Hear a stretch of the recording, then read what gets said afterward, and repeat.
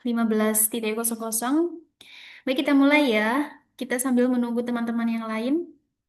Baik, Assalamualaikum warahmatullahi wabarakatuh. Waalaikumsalam Waalaikumsalam warahmatullahi wabarakatuh. warahmatullahi wabarakatuh. Gimana kabarnya nih teman-teman? Puasanya lancar hari ini? Alhamdulillah lancar, Kak. Ya lancar. Alhamdulillah.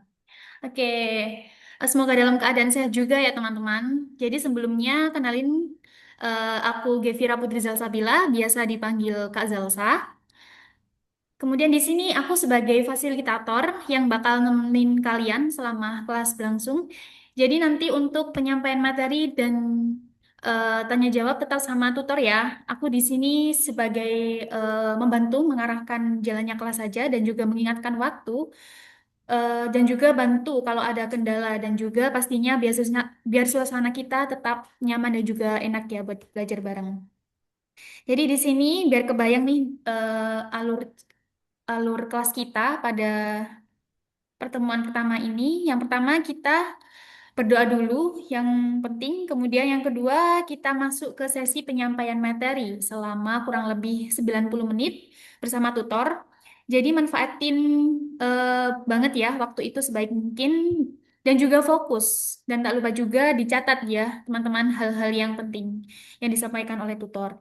Jadi habis materi kita lanjut ke sesi tanya jawab. Di sini jangan malu-malu ya buat tanya ya teman-teman. Jadi kalau nggak ada pertanyaan, eh, nggak ada pertanyaan yang jelek ataupun salah. Justru dari pertanyaan itu kita jadi makin paham. Dan juga yang terakhir, sebelum kita tutup, nanti kita sempatkan dokumentasi sebentar ya buat kenang-kenangan. Oke, yang pertama kita berdoa dulu. Berdoa kita mulai.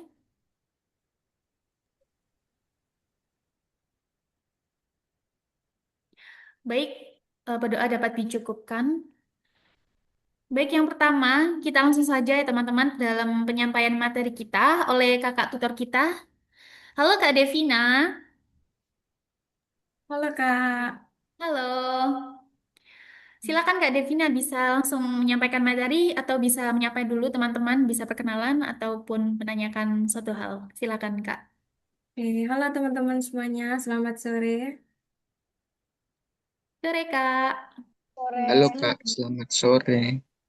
Ini saya izin share screen dulu boleh ya? Boleh, Kak.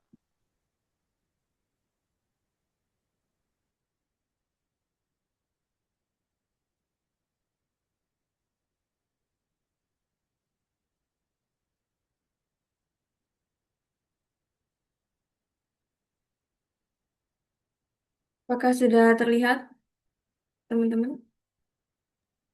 Sudah, Kak. Sudah Kak. Sudah.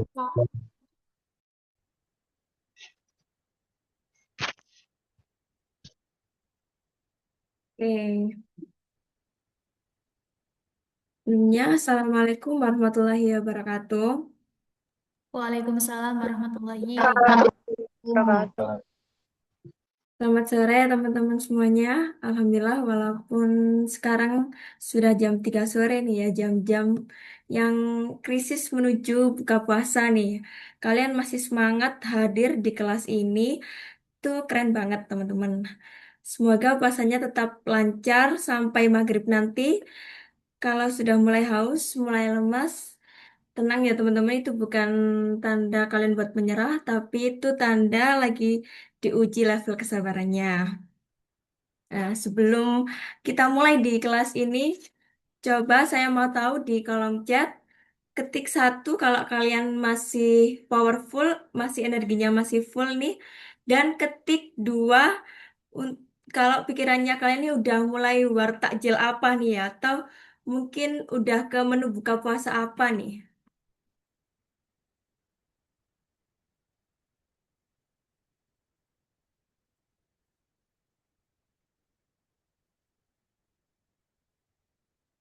Oke, ada yang ketik satu, ada yang ketik dua nih ya.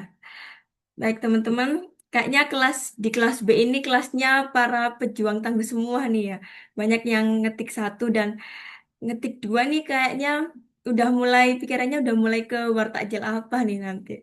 Baik, teman-teman, kita fokuskan sebentar di kelas kita selama 90 menit ini. Kita tetap fokus dalam satu tujuan ini, ya. Oke? Sebelumnya, Kak, kita sudah perkenalan lewat chat, lewat grup, dan nggak enak kalau kita belum kenalan secara langsung nih ya. Oke, kenalin nama aku Devina Agustiasti. Kalian bisa panggil aku Kak Devina. Saya merupakan mahasiswa S1 Pendidikan Bisnis di Universitas Negeri Malang. Jadi sekarang saya di semester 4. Dan di sini saya sebagai tentor literasi bahasa Indonesia di komunitas kertas kosong. Ayo bimbel kuliah. Oke, fokus kita pada kelas ini yaitu strategi pengerjaan soal dan manajemen waktu. Terus target kita yaitu skor naik dan panik kita turun. Jadi kalau kalian bisa kita bisa menarget kalau skor kita itu naik dan panik kita itu dikurangin ya teman-teman. Oke, terus kita buat kesepakatan kelas dulu yang biasa teman-teman lakuin di pertemuan pertama ya. Jadi yang pertama kita eh, on time dan stay fokus ya teman-teman. Terus yang kedua dimohon untuk menyalakan kamera atau on cam dan untuk respon aktif. Terus yang ketiga, mikrofon terkontrol. Jadi kalau kalian mau menyampaikan atau menanyakan hal yang berkaitan dengan literasi ini, kalian bisa menggunakan fitur raise hand terlebih dahulu. Lalu untuk dipersilahkan untuk membuka mikrofonnya. Dan yang keempat yaitu siapkan alat belajar kalian. Oke teman-teman, apakah kalian yakin sudah siap untuk menghadapi literasi di SNBT ini? Saya mau dengar suaranya dong kalau boleh. Sudah. Siap. Sudah. Belum, belum. Sudah tidak yakin. Insya Allah.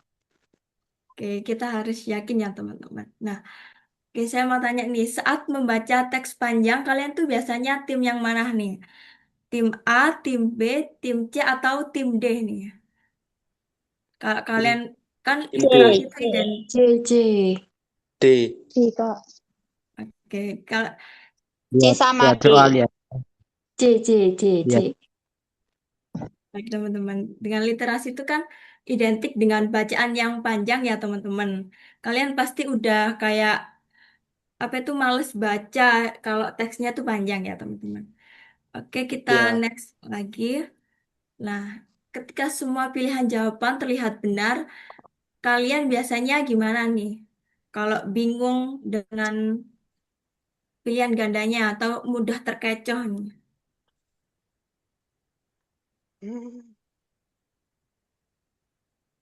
Nah, Kak. A. Kalau nggak A ya D. A ya C. Tahu nggak D? D, Kak. D. A, D, A, D. C, C. A. Oke, banyak yang milih A dan juga banyak yang milih C nih ya. Terus kalau kalian membaca soal itu untuk apa tujuannya? Kalau apa benar-benar memahami teks atau biar cepat selesai atau cuma sekedar mencari kata yang sama di teks ini? C. A. A. A. A. A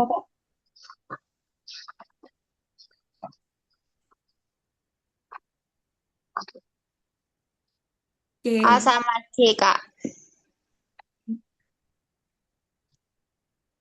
oke. Nah, teman-teman,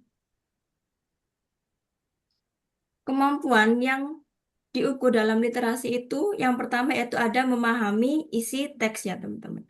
Jadi, kita itu harus mengetahui ide utama dalam informasi penting dalam bacaan tersebut. Nah, yang kedua yaitu menganalisis bacaan. Jadi, di dalam literasi SNBT itu kita bukan diajarkan untuk membaca dengan cepat atau yang lainnya, tapi di dalam literasi SNBT itu kita harus mampu juga buat menganalisis bacaan tersebut dan memahami isi teks tersebut.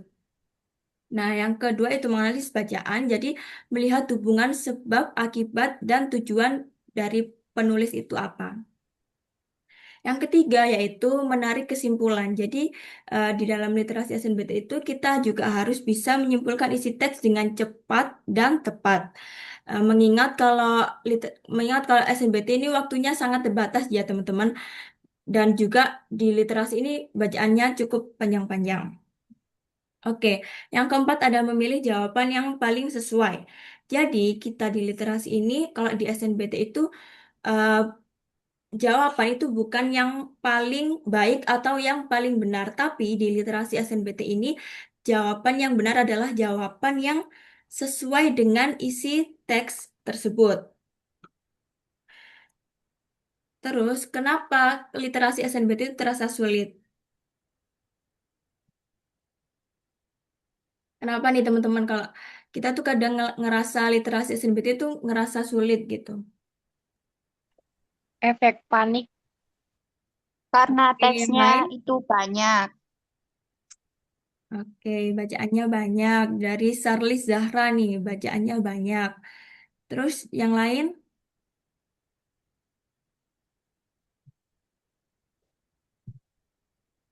Oke, waktu terbatas dengan bacaan yang segitu banyaknya dan waktu terbatas itu nggak memungkinkan banget gitu ya teman-teman rasanya. Panik duluan, kosakata jarang didengar. Oke.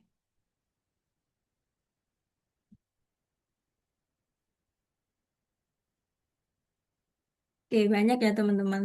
Terus, nah ini adalah eh, kesalahan umum saat mengerjakan soal literasi. Jadi banyak dari kita itu masih kayak bisa apa itu kesalahan umum yang membaca itu membaca terlalu detail dari awal ya teman-teman. Jadi kayak kita tuh mungkin rasa kayak memahami teks duluan tuh dengan membaca terlalu detail dari awal. Padahal itu merupakan strategi yang salah ya teman-teman dari SNBT ini, dari subtes literasi ini. Terus kesalahan yang kedua yaitu tidak mencari ide pokok. Nah teman-teman, kalau misal kita nih menemukan soal atau teks yang panjang, jadi kita itu harus menentukan ide pokok terlebih dahulu. Itu juga buat memudahkan kita dalam memahami isi teks tersebut. Terus yang ketiga yaitu tidak memahami pertanyaan terlebih dahulu. Dan yang keempat cuma mengandalkan feeling aja nih. Siapa nih yang sering kayak gitu di sini ya. Oke, jadi kayak di literasi SNBT itu eh, yang pertama itu kalian wajib untuk membaca soal terlebih dahulu. Jadi eh, kita itu kayak apa ya disuruh memahami apa sih yang dimau dalam teks tersebut, apa sih yang dimau dalam eh, soal tersebut. Nah, ini merupakan strategi-strategi belajar dalam literasi bahasa Indonesia. Yang pertama itu menggunakan teknik 371. Jadi, kita kan sering ya teman-teman menemukan soal yang misal nih teks tersebut panjang terus ada tulisannya untuk soal 1 sampai 3 gitu kan ya teman-teman. Jadi, ini kita harus menggunakan teknik 371. 3 menit pertama itu bisa pahami topik dan sikap dari penulis. Nah, 7 menit kita harus jawab dan eliminasi 2 opsi yang lemah. 1 menit itu kita harus cek kata absurd dan kesesuaian teks. Nah, teknik 371 ini berlaku untuk teks yang panjang dan ada tulisannya soal untuk 1 sampai 3 soal gitu ya teman-teman. Terus yang kedua, kita harus fokus soal high impact. Jadi simpulan keseluruhan teks. Nah, tujuan kita harus fokus apa yang dimau dari tujuan penulis, sikap penulis, dan kita harus bisa perbandingan 2 teks. Oke, yang ketiga yaitu ada eliminasi cepat. Jadi teman-teman, eh, hindari hindari opsi selalu semua pasti ya teman-teman. Terus dari tambahan opini pribadi. Jadi yang udah aku tadi omongin, kalau literasi bahasa Indonesia itu bukan jawaban yang paling baik, bukan jawaban dari opini pribadi, tapi sesuai dengan isi teks tersebut. Yang ketiga itu terlalu spesifik atau tidak ada bukti.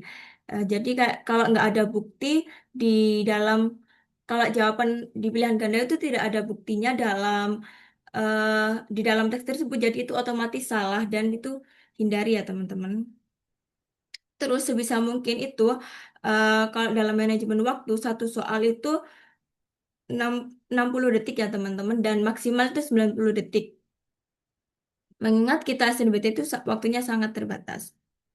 Nah, kalau kalian ragu dengan soal tersebut, kalian jangan cuma diem di situ dan cuma memikirkan, misal kayak menghabiskan apa itu menghabiskan selama 5 menit di situ, cuma kalian gara-gara ragu. Tapi kalian tuh bisa diloncati dulu soal tersebut dan lanjut ke soal yang lebih mudah. Jadi kerjakan soal yang mudah-mudah terlebih dahulu. Oke, sampai sini apakah ada yang ditanyakan? Enggak. Lanjut. Lanjut ya teman-teman. Sebentar, sebentar.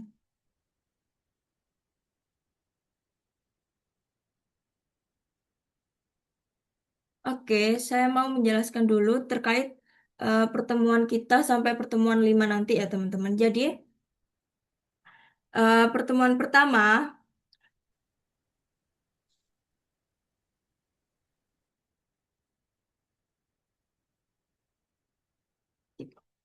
sikap penulis itu maksudnya kayak dari tujuan penulisnya tuh apa?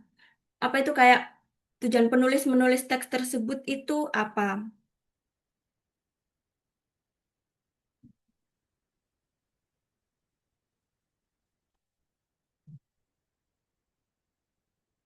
Oke, baik. Jadi saya mau menjelasin dulu pertemuan-pertemuan kita selama minggu kelima nanti. Nah, pertemuan pertama kita akan membahas informasi subtes tadi, pengenalan materi, dan juga strategi belajar dalam literasi bahasa Indonesia itu. Minggu kedua, kita akan membahas jenis serta ciri kata, frasa, kalimat, dan teks. Dan minggu ketiga kita akan membahas tentang topik, tema, judul, gagasan pokok, dan dari teks deskriptif, eksplanatif, biografi, narasi, atau sastra. Oke, minggu keempat kita akan membahas inti, isi, makna, nilai, dan kesimpulan dalam teks. Teks eksplanasi, teks deskriptif, atau biografi. Jadi mungkin kita akan membahas sekilas ya teman-teman, cuma buat mengingatkan teman-teman aja. Terus kita nanti mungkin berbanyak latihan-latihan soal ya teman-teman. Dan minggu terakhir, minggu kelima, kita akan membahas tentang pernyataan benar atau salah dan pertanyaan pendukung opini dalam teks ilmiah populer dalam rumpun sains dan teknologi sosial serta humaniora.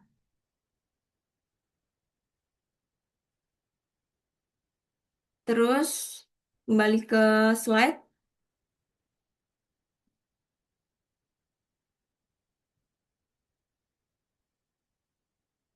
Nah, ini ada latihan soal. Siapa yang mau baca soalnya di sini?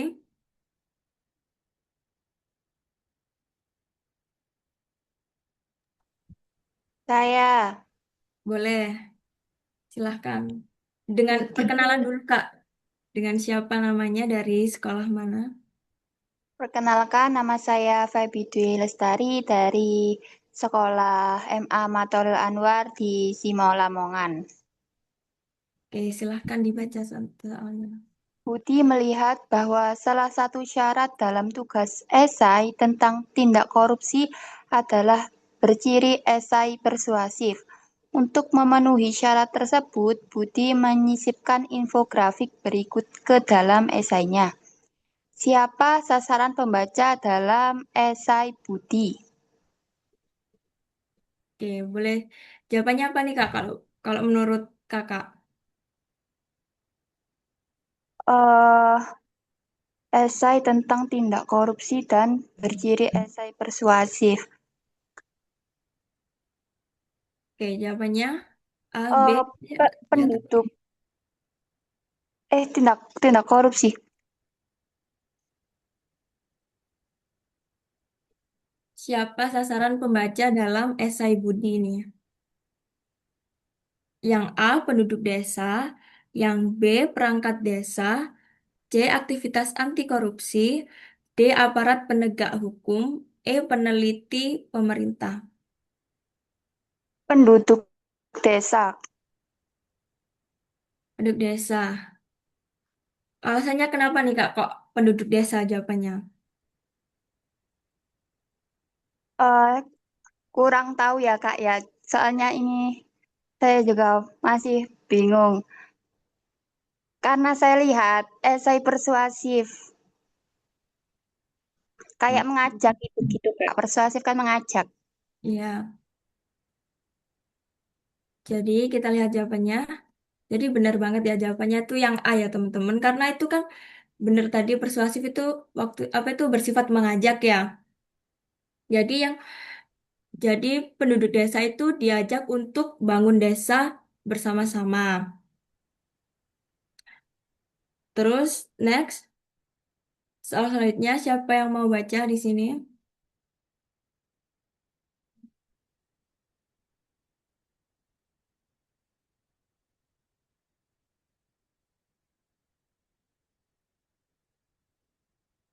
Siapa nih teman-teman?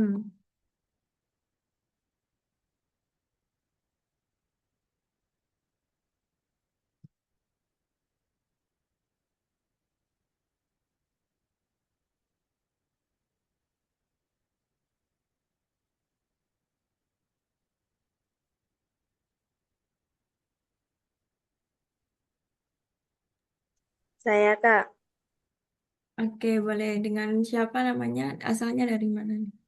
perkenalkan nama saya Sarli Zahra, biasa dipanggil Sarlis dari SMA N1 Menganti. Izin membacakan ya Kak. Agus memutuskan untuk berkuliah di jurusan psikologi.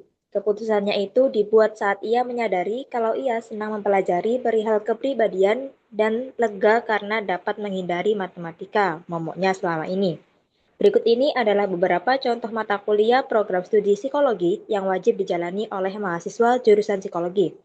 1. Antropologi psikologi, 2. Sosiologi, 3. Sejarah dan aliran psikologi, 4. Biopsikologi, 5. Filsafat ilmu dan logika, 6. Perilaku dan proses mental, 7. Filsafat manusia, 8. Statistika psikologi, 9. Teori kepribadian, 10. Dasar-dasar metode penelitian, dan yang terakhir, psikometri. Berdasarkan contoh-contoh mata kuliah tersebut, apa yang membuat keputusan Agus dapat dikatakan tidak tepat? Oke, jawabannya. Bentar Kak mikir. Oke, yang lain boleh bantu juga nggak apa-apa.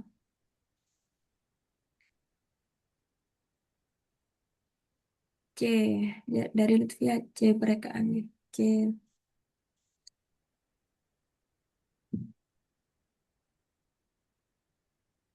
Menurutku jawabannya yang E mungkin Kak. Karena kan psikologi tidak hanya mempelajari kepribadian. Tadi kan Agus pengennya kan mempelajari kepribadian orang gitu. Terus lega menghindari matematika. Jadi mungkin tidak tepatnya ya karena psikologi nggak hanya tentang kepribadian gitu. Oke. Oke, kita lihat bersama-sama ya jawabannya. Nah, jawabannya adalah yang C. Jadi kenapa yang E itu memang benar yang dikatain tadi, tapi kurang tepat ya Kak, karena yang E itu memang benar psikologi tidak hanya mempelajari kepribadian seseorang, tetapi inti ketidaktepatan keputusan Agus itu pada asumsi, terletak pada asumsi kelirunya tentang tidak adanya ini soal menghindari matematika ini ya teman-teman. Jadi awas terkecoh dengan jawabannya. Nah, kenapa kok jawabannya yang C? Karena Agus memilih jurusan psikologi itu karena ada dua alasan ya teman-teman. Yang pertama itu karena ia senang mempelajari soal kepribadian. Nah, yang kedua, Agus juga ingin menghindari dari matematika itu. Sedangkan di dalam mata kuliah psikologi itu terdapat statistika psikologi, dasar-dasar metode penelitian di mana itu juga kita akan bertemu dengan angka-angka. Statistika juga mengingat kalau statistika itu turunan dari matematika itu sendiri. Terus kenapa ada yang tahu nggak kenapa jawabannya kok bukan yang A?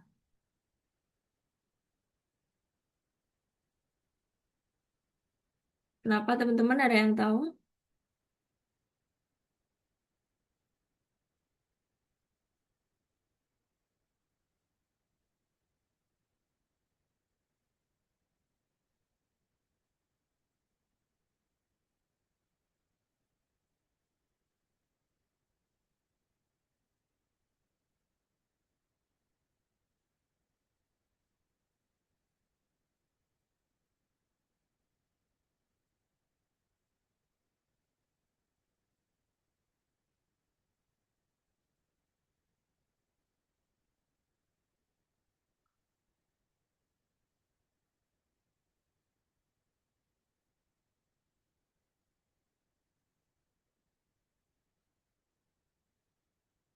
Kak, izin menjawab.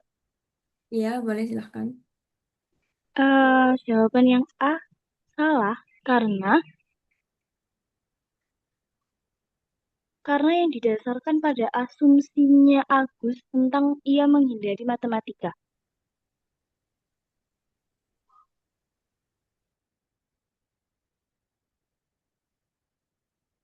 Boleh diulang lagi nggak? Karena eh, yang didasarkan itu adalah keputusan Agus tentang ia menghindari matematika. Oke, benar banget ya teman-teman. Jadi, jawaban yang A itu salah karena itu eh, tidak relevan dengan alasan utama Agus memilih jurusan.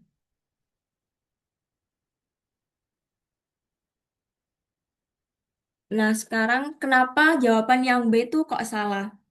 Kenapa kok bukan yang B jawabannya?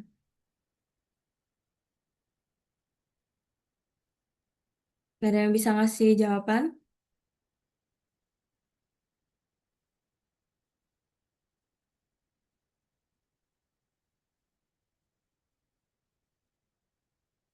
Mungkin dari yang cowok nih, tadi kan udah cewek terus nih ya yang bersuara. Mana nih suaranya cowok-cowok?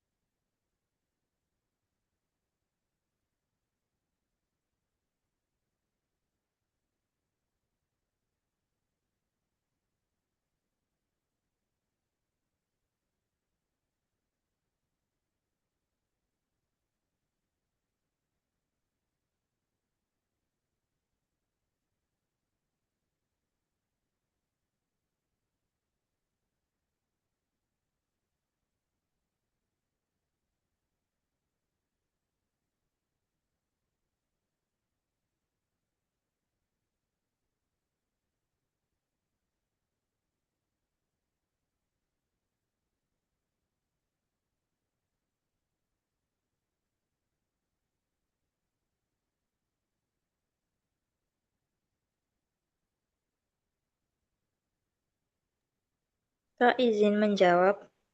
Ya, boleh.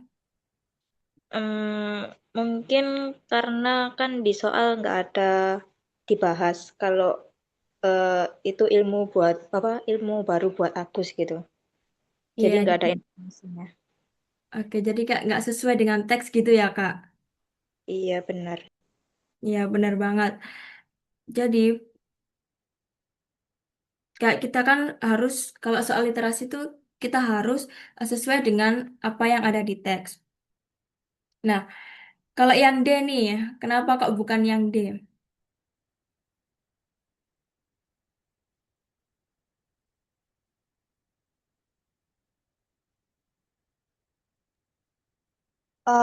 Izin menjawab, Kak. Ya, silahkan. Jadi yang D, kemampuan matematika Agus di bawah standar itu tidak sesuai dengan pertanyaan dan di teks juga tidak dikasih tahu berapa mata nilai pelajaran Agus. Ya, jadi tidak ada informasi ya teman-teman bahwa kemampuan matematikanya itu di bawah standar. Oke, jadi lagi-lagi tidak sesuai dengan yang ada di teks.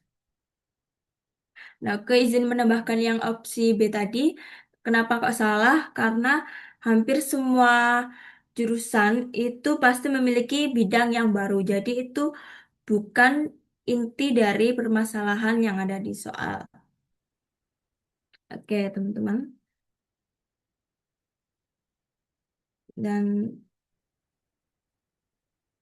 oke, selanjutnya ada yang mau baca dari soal ini?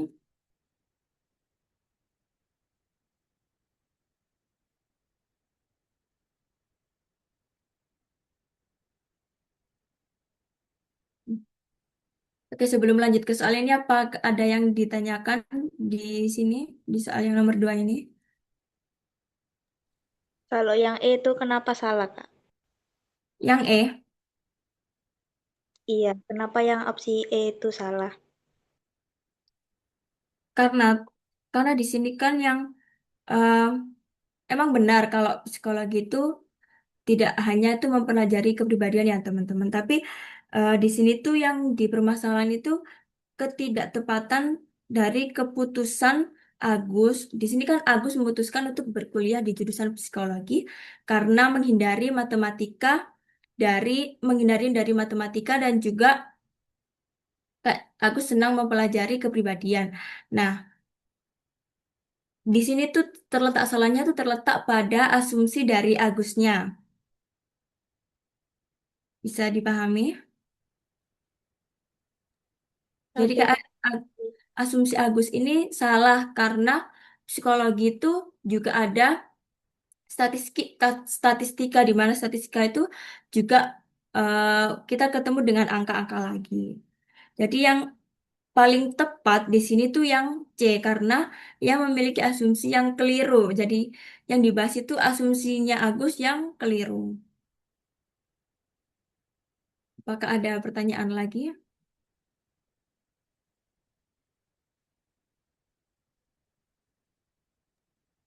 Tidak. Next, Kak. Next ya. Oke, soal selanjutnya ada yang mau baca di sini?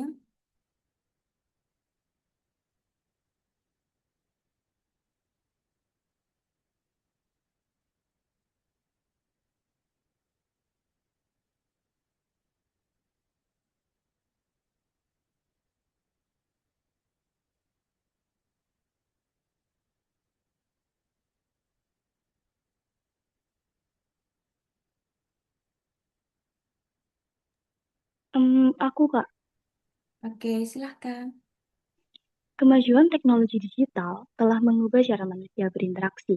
Media sosial memungkinkan komunikasi berlangsung tanpa batas ruang dan waktu. Namun, di balik kemudahannya tersebut, muncul tantangan baru seperti penyebaran informasi palsu dan menurunnya kualitas interaksi tatap muka. Banyak orang lebih nyaman berkomunikasi melalui layar dibandingkan secara langsung. Jika tidak disikapi dengan bijak, kondisi ini dapat mempengaruhi kesehatan mental serta hubungan sosial masyarakat. Gagasan utama paragraf tersebut adalah jawabannya yang C. Oke. Apa ada jawaban lain selain jawaban C?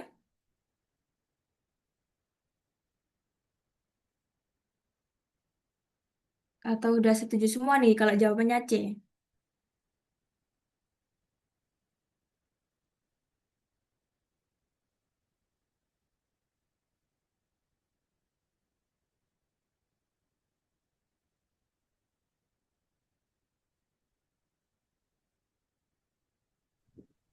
Gimana teman-teman? Apakah benar Eh, jawabannya yang C atau ada jawaban ada Kak, lain? ada jawaban lain Kak. Izin jawab. Oke. Jawabannya B. Ada lain? Ada yang lain jawabannya? Selain B sama C nih. Mungkin ada pendapat lain?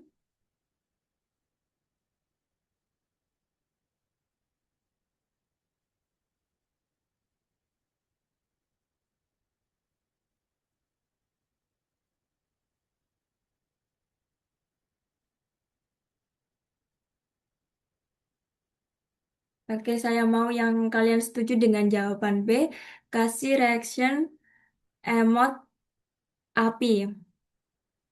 Kalau kalian setuju dengan jawaban C, kasih reaction emot eh, love.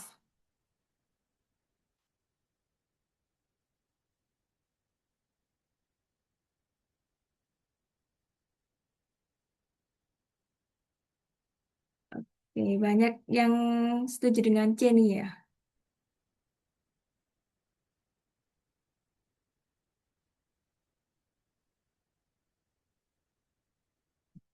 Jadi kita lihat jawabannya sama-sama. Jawaban yang benar adalah yang C. Kenapa kok yang B itu salah? Karena, oh, aku mau tanya dulu deh pendapat dari yang jawab B tadi. Kenapa kok jawab B kalau boleh tahu?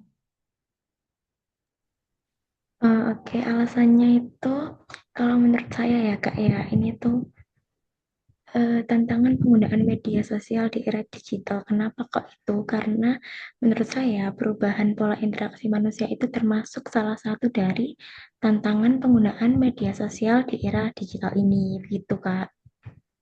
Oke. Nah, sekarang saya mau dengar jawab alasan yang jawab yang C tadi. Izin jawab, Kak. Iya. Menurut saya C, karena kan gagasan utama itu sama aja kayak kalimat utama. Jadi aku pilih yang C. Oke. Saya jelasin yang kenapa kok yang B itu salah. Jadi, yang B tantangan penggunaan media sosial di era digital. Jadi ini juga terlihat sangat meyakinkan ya teman-teman yang B itu. Tapi perhatikan, paragraf itu tidak hanya membahas tentang media sosial saja ya teman-teman. Kalimat pertama dari paragraf tersebut berbicara tentang kemajuan teknologi digital secara umum yang mengubah pola manusia berinteraksi. Nah, media sosial itu hanyalah contoh dari dampaknya. Jadi jawaban yang B itu terlalu membatasi pembahasan hanya pada media sosial saja. Padahal yang dibahas itu juga ada perubahan pola interaksi manusia kepada kemajuan teknologi digital ini. Oke, dapat dipahami? Bisa. Bisa Oke, Kak, nah bisa. kenapa jawabannya tuh kok yang benar tuh yang C? Jadi untuk mencari gagasan utama itu ya teman-teman, kita harus lihat ide yang paling umum dan yang mencakup isi paragraf tersebut. Jadi, kalimat awal itu membahas kemajuan teknologi digital mengubah cara berinteraksi. Lalu dijelaskan dampaknya dari media sosial, hoaks, interaksi tatap muka, dan kesehatan mental. Semua kalimat turunan itu menjelaskan perubahan interaksi akibat dari kemajuan teknologi ini. Jadi, ide besarnya adalah perubahan pola interaksi manusia akibat kemajuan teknologi digital. Oke, terus kenapa kok bukan yang A?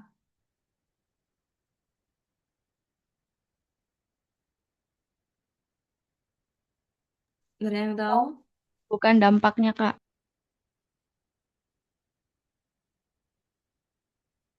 Ya, benar kan di situ dijelaskan Kak, media sosial ini atau kemajuan teknologi ini berdampak berdampak mulai dari hoaks, interaksi tatap muka menurun dan juga kesehatan mental. Sedangkan di opsi A ini media sosial memudahkan komunikasi tanpa batas ruang dan waktu. Nah, balik lagi di jawaban yang B tadi, pilihan itu hanya mengambil satu bagian isi paragraf saja namun di balik kemudahan tersebut muncul tantangan baru. Oke, jadi paragraf ini tidak hanya membahas kemudahan tetapi juga ada hoax, penurunan interaksi tatap muka tadi. Nah, yang D juga gitu. Kenapa kok salah? Jadi, yang D itu dampak negatif media sosial terhadap kesehatan mental. Baik, balik lagi teman-teman, yang D dan yang E juga sama. Eh, Mereka itu hanya menyebutkan satu dari beberapa dampak yang dialami dari kemajuan teknologi digital ini. Oke, apakah ada yang kurang paham atau ada yang ingin ditanyakan?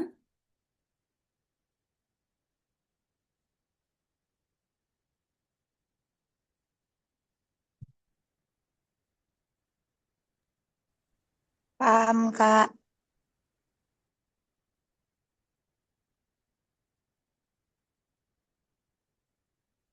Paham semua ya teman-teman. Oke, sekarang saya kasih waktu selama 3 menit. Kalian bisa kayak stretching ringan atau bisa istirahat sebentar. Nanti kita lanjut lagi. Oke teman-teman.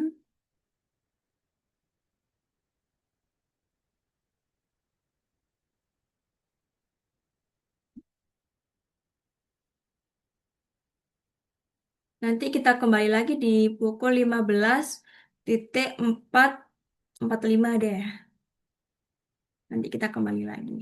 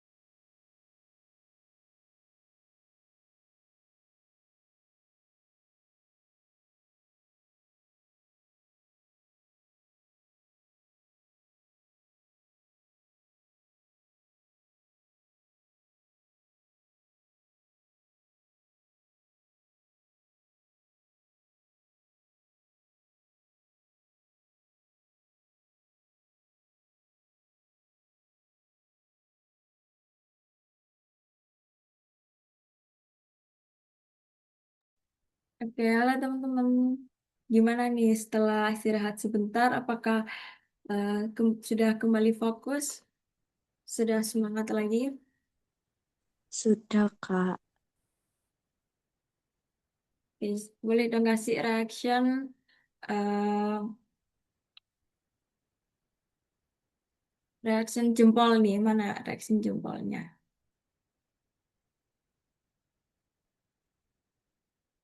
Oke. Kita next lagi ya teman-teman. Saya izin share screen.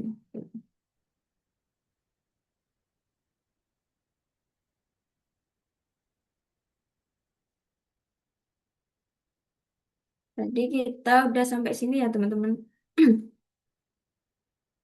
Ya, soal selanjutnya. Siapa yang mau baca di sini? Atau saya tunjuk nih.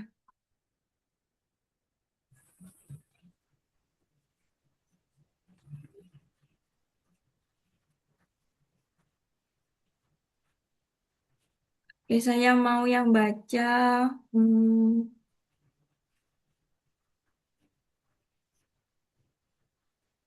Zian Anaki. Halo Zian Anaki.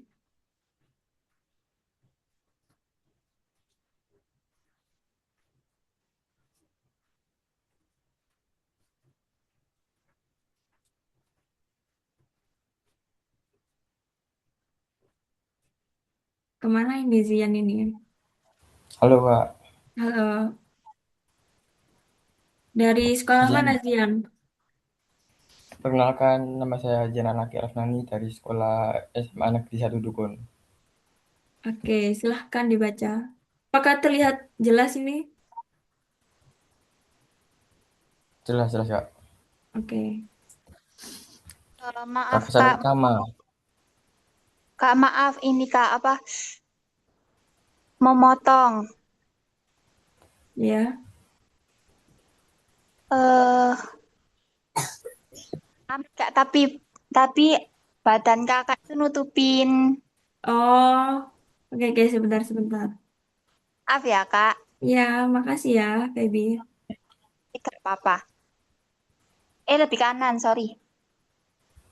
Oke, apakah sudah jelas? Sudah Kak.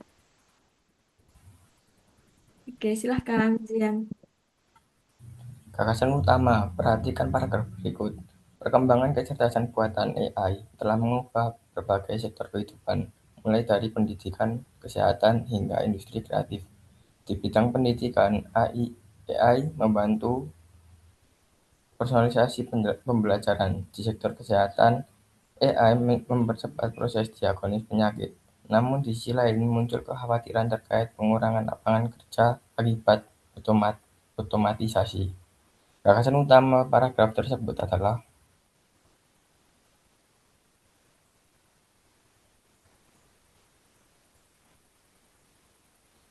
Gagasan utama paragraf tersebut adalah, oke, jawabannya apa, Zian? Atau yang lain mau bantu juga boleh.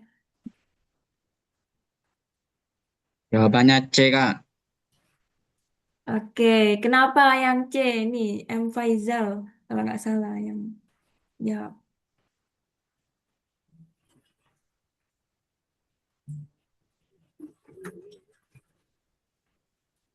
C. Perubahan berbagai sektor kehidupan akibat perkembangan AI. Karena dalam teks paragraf tersebut dijelaskan di berbagai sektor kehidupan terdapat sisi perubahan dan terdapat juga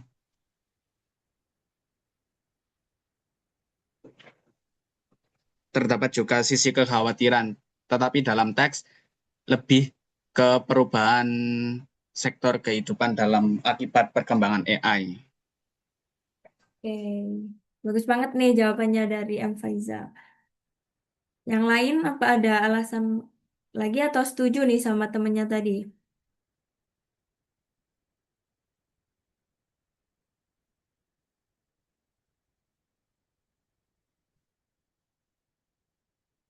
Oke, kita lihat ya jawabannya. Jadi benar jawabannya yang C, karena jawaban ini tuh mencakup semua dalam teks ya, atau jawaban yang paling luas. Terus, kenapa kok jawaban yang A itu salah?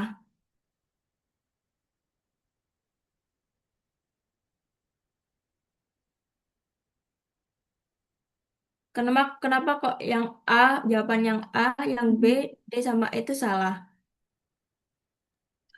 Kak izin menjawab, Ya, silahkan. karena di dalam teks membahas tentang sisi positif, bukan sisi negatif. Terima kasih. Oke, jadi nggak sesuai ya sama isi teksnya ya. Oke, apakah mau di next ini soalnya atau ada yang ditanyakan? Next. Next. Next. Oke, next. Siapa yang mau baca ini?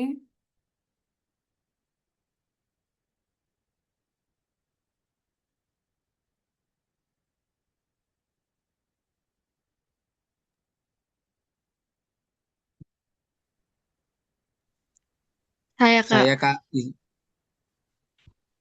Oke, siapa duluan nih? monggo. Makasih. Izin ya Kak. Makna Ya. kata dalam konteks. Perhatikan kalimat berikut. Kebijakan tersebut dinilai kontroversial karena dianggap tidak berpihak kepada masyarakat kecil. Makna kontroversial dalam konteks tersebut adalah jawabannya C, menimbulkan perdebatan karena di dalam teks itu sudah disebutkan tidak berpihak kepada masyarakat kecil. Nah, masyarakat kecil itu bisa menimbulkan perdebatan apabila tidak dianggap atau kurang. Sudah ada, Kak? Oke, apa ada jawaban lain atau sudah setuju nih sama temennya? Apa ada pendapat lain? Gak apa teman-teman di sini kalian bebas buat berpendapat. Setuju, Kak. Setuju. Itu ya. Benar. Kita lihat jawabannya. Itu benar banget. Jawabannya yang C. Nah, kalau kata membingungkan itu maknanya apa? Membingungkan. Membingungkan. Kata membingungkan.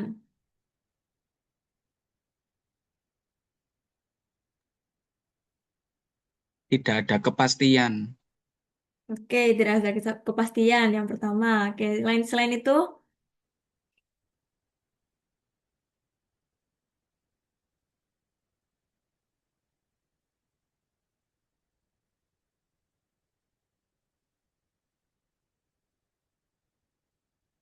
apa ada pendapat lain?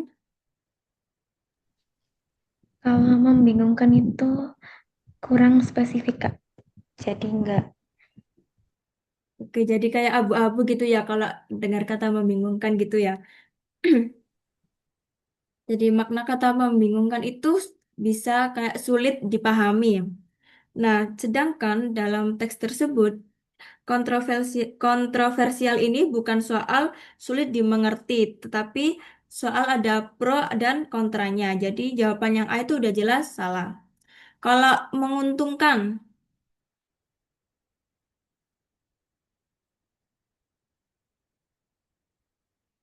makna kata menguntungkan.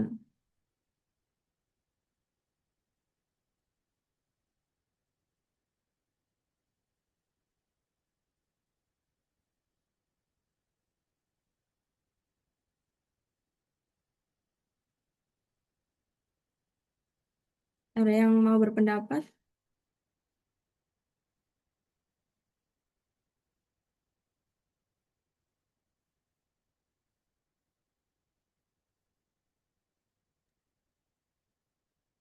Itu memperoleh keuntungan atau sisi positifnya atau baiknya. Oke, benar banget ya. Kalau kita hubungkan dengan teks tersebut, eh, s- kalau menguntungkan itu berarti kan tidak rugi nih ya. Nah, sedangkan di situ tuh ada pro dan kontranya. Jadi kak ada pastinya tuh ada rugi dan untungnya. Sedangkan menguntungkan ini tidak ada ruginya. Jadi udah jelas salah. Terus soal terakhir kayaknya. Siapa yang mau baca di sini mungkin tadi siapa tadi Muhammad Faizal ya kalau nggak salah.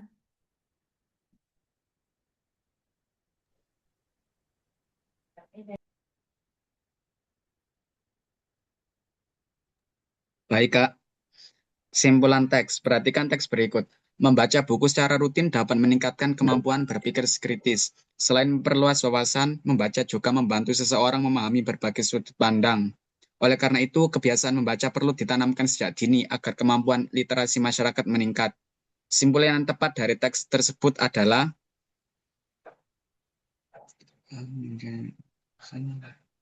Silahkan mau berpikir dulu nggak apa-apa. Kita C. tungguin. Kebiasaan membaca sejak dini penting untuk meningkatkan kemampuan literasi dan berpikir kritis. Oke, yang C ya jawabannya. Menurut siapa tadi? Faizal, Kak. Faizal. Oke, yang lain? Apakah ada jawaban lain?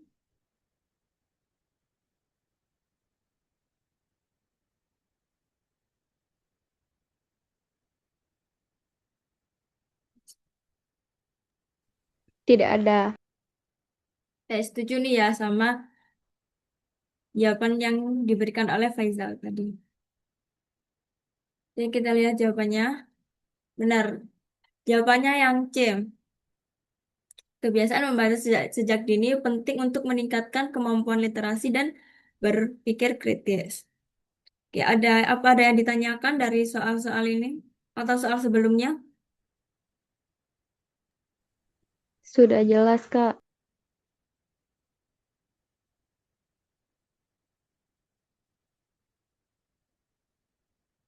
Atau ada yang ditanyakan dari subtes literasi bahasa Indonesia ini?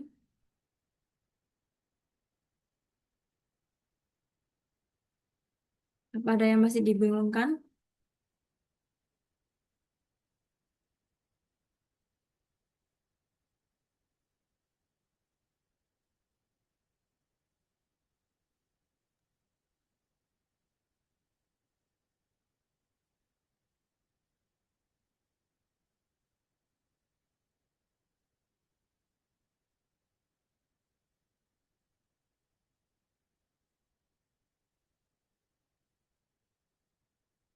Apakah sudah cukup, teman-teman? Cukup, Kak.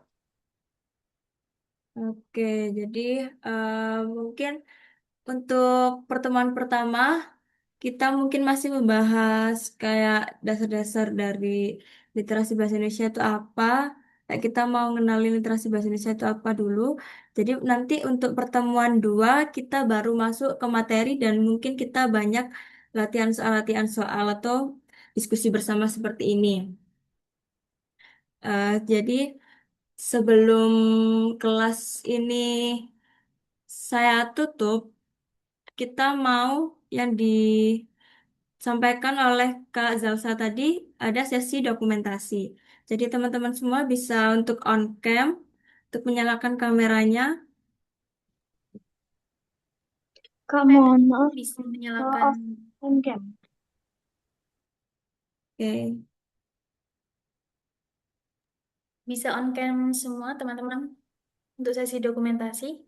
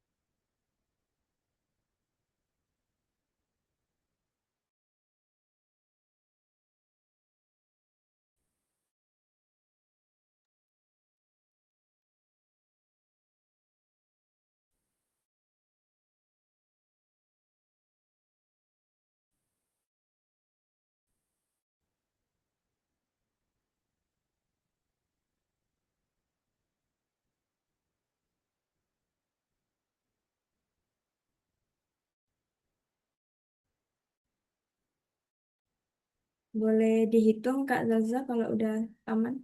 Apakah udah aman?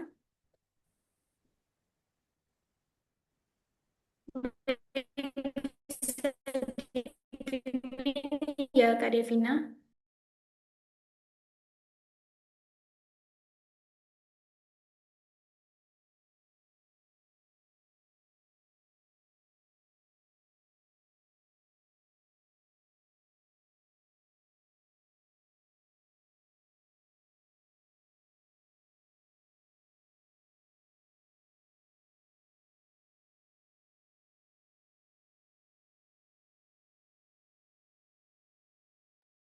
Oke, teman-teman. Segitu dulu kelas kita hari ini. Nanti pertemuan selanjutnya kita akan bahas materi. Materinya nanti akan saya share H-1 di grup. Kalian bisa mempelajari materinya terlebih dahulu. Terus nanti kita berdiskusi bersama lewat Zoom ini. Bentar ya, teman-teman.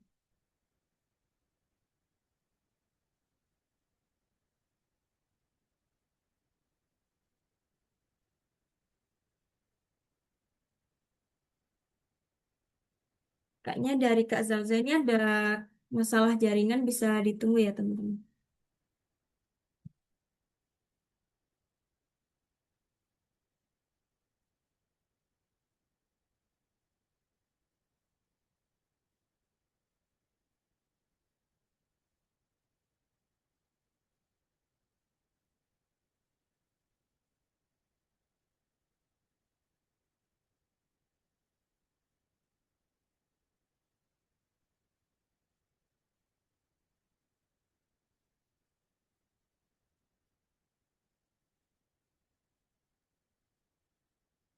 Halo teman-teman, maaf ya, aku terpental.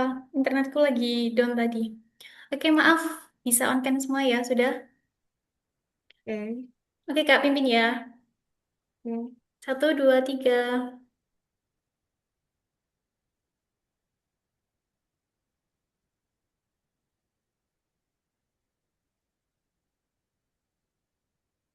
Sudah, Kak? Sudah. Sudah aman ya, Kak? Oke, aman. Baik, Oke, terima oke. kasih teman-teman. Kalau setelah ini masih ada yang ingin ditanyakan, bisa langsung eh, di grup ya, bisa tanya-tanya di grup dan juga jangan sungkan-sungkan untuk menyampaikannya di grup. Aku sama Kak Devina bisa siap bantu kok. Oke teman-teman, tetap semangat belajar ya dan juga konsisten, percaya sama prosesnya. Oke?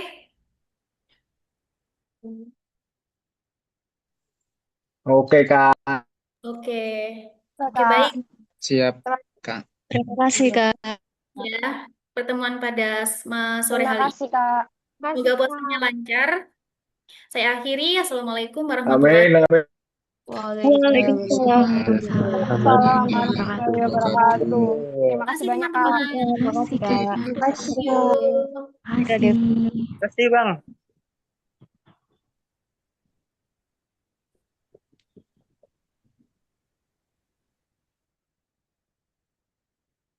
Udah bisa lihat Zoom, Kak.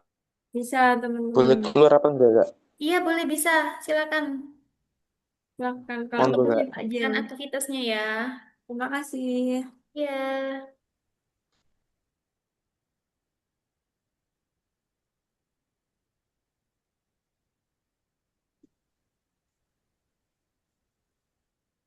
Terima kasih Kak Devina hari ini. Terima kasih Kak Zaza. Terima kasih sudah membantu ya, Kak. Sama-sama. Sama-sama belajar ya, Kak. Iya. Keren.